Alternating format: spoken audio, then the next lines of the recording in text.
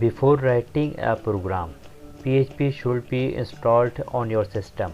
I started this tutorial from the initial level.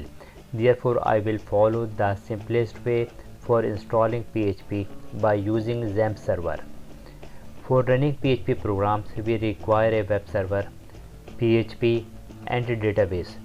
XAMPP provides all services and it is easy to use. Therefore, I am starting from here. In the coming videos, I will also teach other ways of PHP installation on different platforms. I open google.com in the web browser, then search XAMPP Server. Click on this link and open the XAMPP website. Here different XAMPP packages are available for different operating systems. I choose XAMPP for Windows and click on it to start the downloading.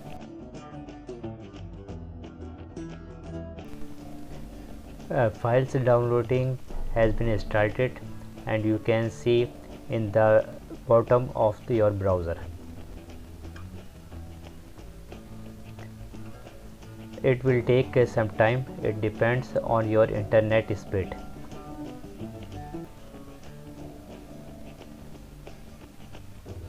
After completion of the downloading process, click on Setup to start the installation. Now XAMPP installation has started and click on the next to complete this process.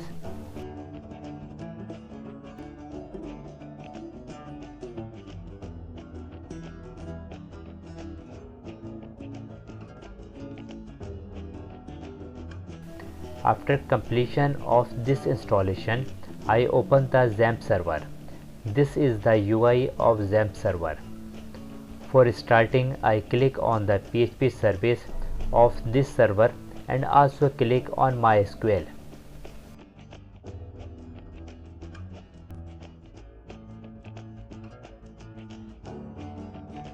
Now I go to the browser and open the localhost. That shows how it is working. Now the XAMPP server has been installed successfully. The PHP version is showing with all services. PHPMyAdmin is also installed for MySQL databases.